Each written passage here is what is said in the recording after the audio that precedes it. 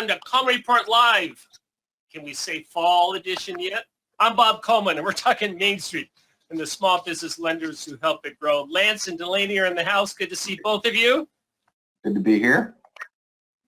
There's the certificate. Lance, full confession, this is a shot of SBA's headquarters. Let's see, you got to get here. There's the seal, which you are never supposed to use, but this is public. This is outside their headquarters in D.C. Full confession, I'm not there right now, just so you know.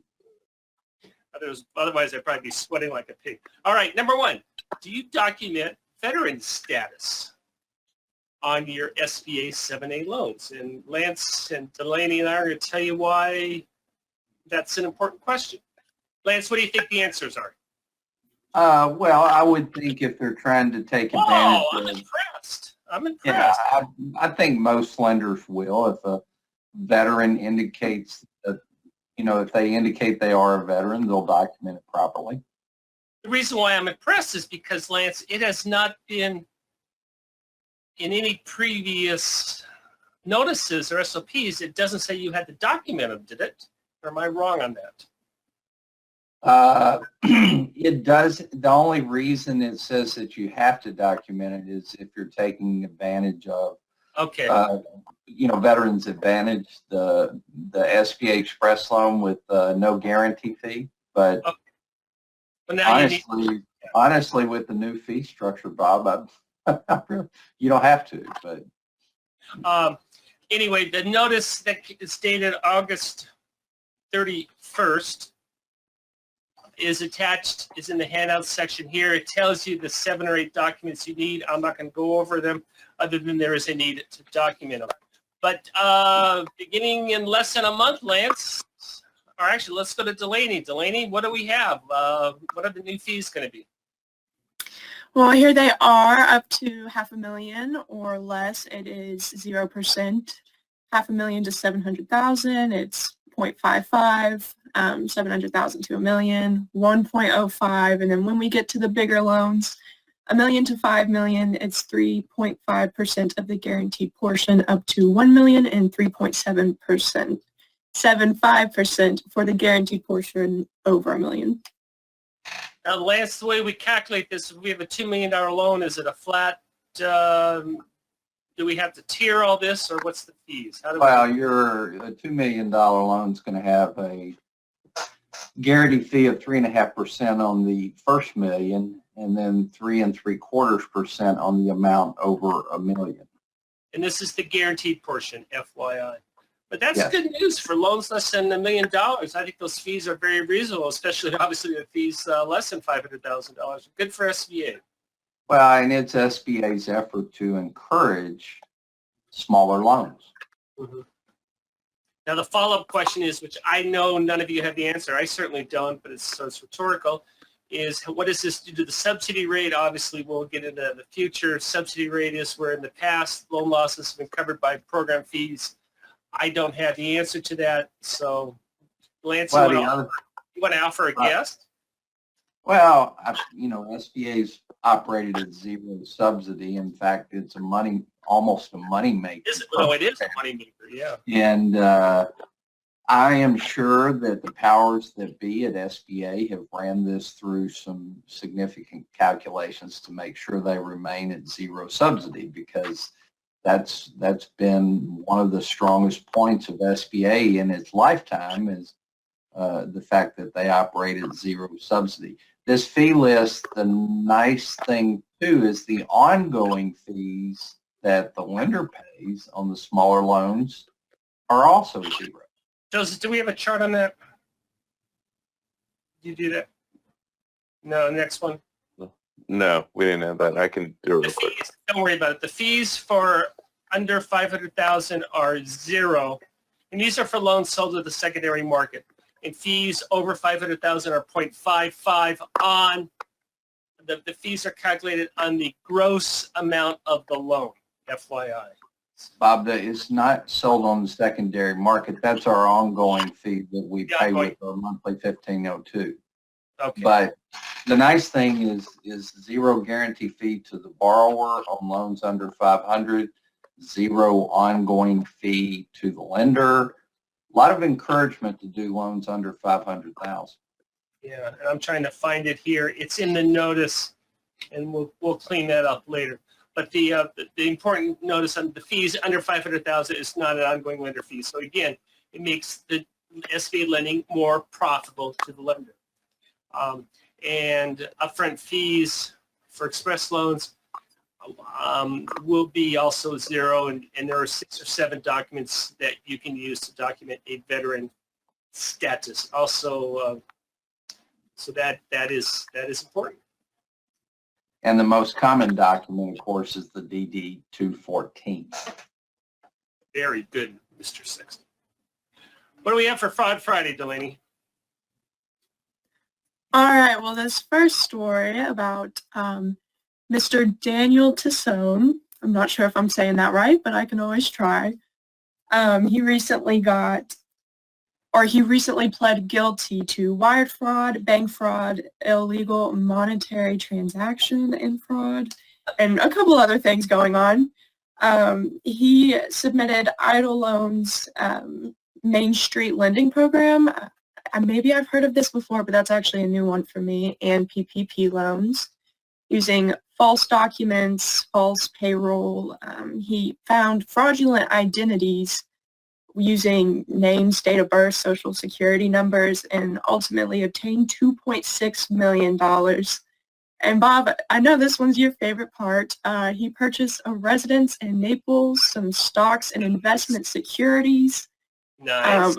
I know nothing about boats, but a 2019 Tiara 34 LS boat, I'm going to assume that's a nice one, and a 4-carat engagement ring, along with hundreds of rounds of ammunition. They also listed that one out. That must have been a difficult conversation. Honey, I need the ring back, or what do you do? Just Yeah. take it up out of zirconium and hopefully she doesn't notice? Well, and not just a difficult conversation, the hundreds of rounds of ammunition. Yeah. I live in a part of the world where people collect hunting equipment, and I've heard stories of how expensive ammo is now. So that's a very valuable item that he bought there with PPP money. What about the car? Did he get the obligatory car? I don't believe so. I guess in this case it's the obligatory Naples. boat. Drive do the boat. And again, how much of this was, he forfeited all this. Do we know how much was recovered by the government? I'm not 100% sure. I can look really quick. That's fine. But Delaney, you did a nice reporting that a lot of funds are being recovered. You reported last week, Secret Service is recovering funds, and that is not being covered. So. Yeah, the Secret Service is doing a great job, and most PPP lenders who did large numbers of PPP loans are getting emails and calls from the Secret Service who are working through different, pandemic fraud cases, and they are making a lot of recoveries. And good for them. I mean, this is just ridiculous. $2.6 million and 10 frauds, and obviously he put together the first one and said, hey, this works, and slapped together 9 more. So do we know what type of penalty he will be receiving? No, I'm unsure of that. Of course, he pled guilty, so that always benefits the sentence length, but I'm unsure of that. A very, very, well, probably 2.6 million, probably get 2.5 years. So that's, yeah. This one's interesting. Set it up for us, Delaney. So Mrs. Elisa Rivera in Miami worked for the police department. She was an administrative officer during the pandemic, so she suffered no losses in her salary. Despite this, she applied for Idle Loans and received about, I believe it was $71,000, claiming she had gross revenues of over $300,000, 12 employees for a business that did not exist. But after that, she ended up submitting Idle applications for other people and helps with them. So now she was sentenced to 60 days in prison. Wow. Now, another aspect is she has paid back all of the money she caused the government to lose, but I do think this sentence is interesting. More than interesting. Lance, what do you think? Well, I think it seems very short given what we've seen. I mean, we're not seeing 10, 15-year sentences on pandemic fraud, but 60 days, there was fraud committed. There was a ring, so to speak, a small ring of people that she applied for, and boy, 60 days seems awful short. Yeah, you may be able to talk me. You may be able to talk me 60 days because I'm sure she lost her job in her career. 60 days, just if she did it, but acting as a ringleader for other people, that concerns me. That she's basically touting free money, and I'm sure those people now are facing financial ruin, and they are now involved with the justice system. So, interesting case, Delaney. Well, and one of the things that may have helped the sentence is the fact that all the money was returned. Yeah, Yes. and that's So in so many of these cases, you hear about the Secret Service picking up the house, picking up the car, picking up the diamonds, but there's not full recovery. So it sounds what may have helped the sentence is the fact that there potentially was minimal, if not no loss to the federal government. there's several types of frauds. This is obviously a pure greed one. The next one is a pure greed one. There's other types of frauds where you want to please people. This is another one. This gentleman, Mr. Schroeder, was working for the bank, and he decided to do a side hustle, Delaney. Yes, him and 4 other people worked together to defraud financial institutions through factoring, which I was just discussing this with my father earlier. I'll let him elaborate a little further than my basic definition, but essentially they sell accounts receivable to third parties at a discounted price to get quick money. Would you like to go further, or is that a good I think that's a definition? pretty concise definition of it. I'll give you a solid B+ on that. Good job. Go ahead. Okay, Small businesses frequently will use factoring. Some use it properly.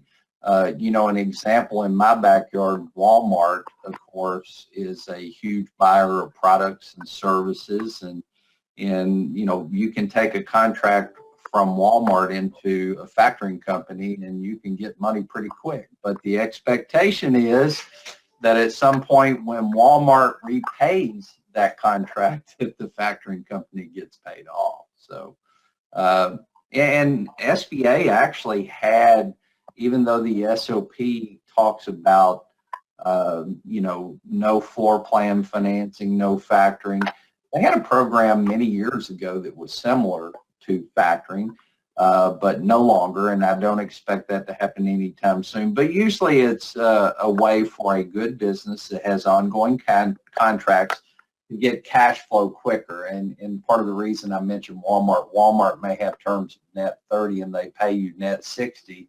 But if they're your largest customer, what are you going to do? So, so Delaney's definition of factoring was on target. What do you think about now? We were sort of lamenting the earlier lady. The sentence was too light. I think this was a little harsh, Lance. What did he end up getting? 8 years. Oh, well, I think part of it was, and Delaney, correct me if I'm wrong, did this guy he worked at a bank. So I think part of what extends the sentence is the fact that he should have known better. Absolutely. You're absolutely right.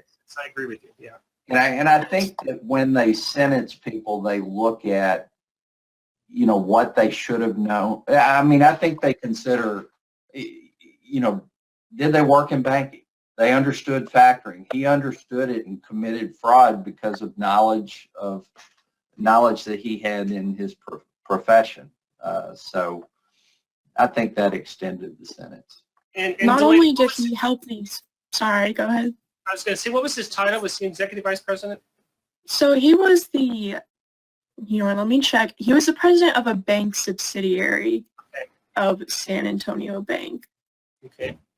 But not only did he help defendants in this factoring scheme and receive kickbacks as a result, but he actually had his own personal factoring scheme going on in addition to that.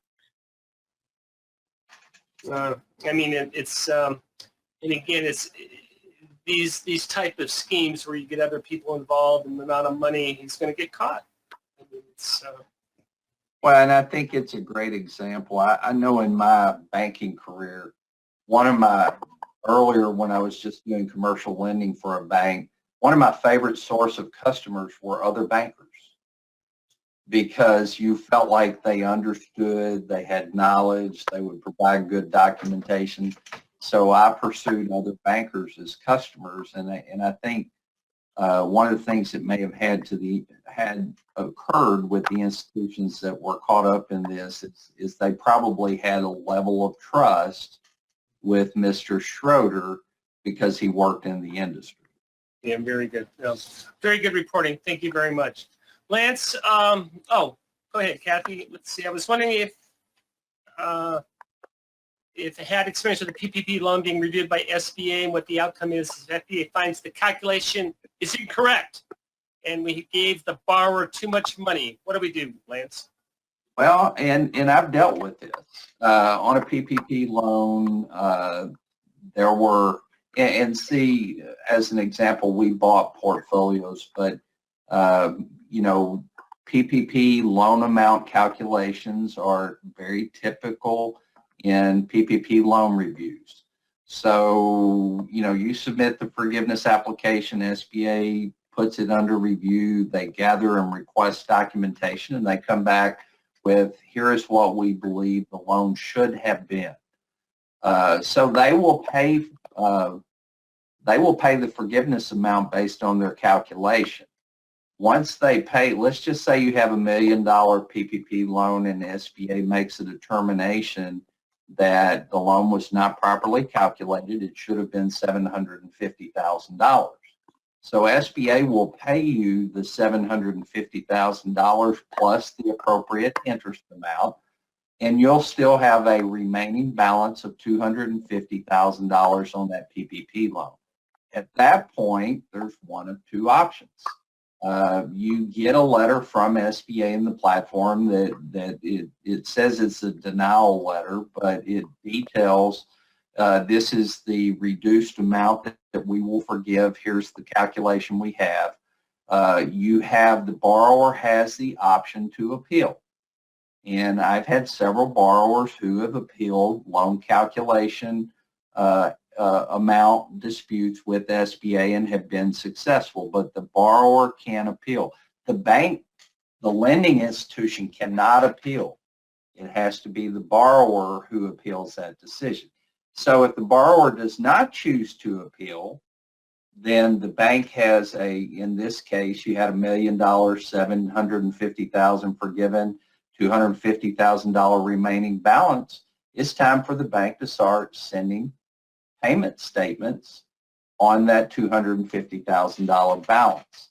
When you send two payment statements, if there's not a payment, then you are in position to submit for guarantee purchase on the remaining amount. Couple questions. Number one, what is the amortization on that unforgiven balance? Well, a lot of it depends on, of course, if you did it prior to June of 2020, it was a 2-year term. After that, it's a 5-year term. The challenge with that is on your 2-year terms, you could extend it to 5 years to allow for orderly repayment, but you're going to calculate the payment based on the remaining term of the SBA loan. And the interest rate on that is? Still 1%. Not prime plus one. No, just 1%. Yes. So when Kathy's saying, do we need to write a new loan? The answer is yes, you could, but why would you? I would just go ahead. If it was a 2020 loan done before June and it had a 2-year term, well, obviously that loan is already mature. And this is something I want to caution PPP lenders on, your 2020 loans that may still be straggling out there. I mean, we're at like 99% forgiveness on 2020 loans, but if you have a 2020 loan that's out there, let's say it is a June 2020 loan. That loan's matured if you didn't extend the maturity. So one of the things that a PPP lender, if you've got a 2020 loan prior to June that was a 2-year term loan that still has a balance, you need to look at whether you need to extend the maturity on that loan for a couple of reasons. One, if the loan matures and 180 days pass, according to the SOP 5057-2, and that applies here, you will no longer have a guarantee on that loan. So again, you have the circumstance where SBA questions the calculation. You have a remaining balance. You're going to send a payment statement based on the remaining term of the loan. But like I said, if you have one of those 2-year term loans, you probably will want to extend the maturity ASAP in order to allow time for the borrower to repay and provide a reasonable payment, but also in order to give you time to not get caught on the 180-day rule in terms of 180 days past maturity. All right, very good, Lance. Lance, by the way, does a PPP webinar, a training webinar at the end of the last Wednesday of every month. So his next one will be September 28th, where we go through and Lance answers all your, we do the updated where we are in PPP. This month they'll be important because we'll have all the new rules, if any new rules come out for the next fiscal year. Lance, we're gonna, go ahead, Lance. I was going to say, Bob, the other thing we do in that webinar is we allow, in most webinars, we allow time for question and answers, but we do allow a significant amount of time. Well, how many questions did we have last time? Over 20, I think, Lance? 20 plus questions in the last webinar, but the Q&A session in that webinar is worth the price of admission. Well, everyone, have a nice Labor Day weekend. Enjoy your day off. When you come back, be sure and take advantage of our webinar on business acquisition. A lot of activity in that with baby boomers, et cetera, et cetera. Lance and Katie, thank you. Katie, where's the dollar? You've got to put a dollar in the jar. Dollar in the jar. Lance and Delaney, thank you. And thank you for joining us today for Coleman Report Live and for supporting America's Main Street, one entrepreneur at a time. Stay safe and have a nice weekend. Thank you for joining us today for today's episode. If you like today's content, hit that subscribe button to subscribe to our channel and click that bell icon to get notified about our latest videos. Thank you again for joining us today and for supporting America's Main Street, one entrepreneur at a time. Catch you next time.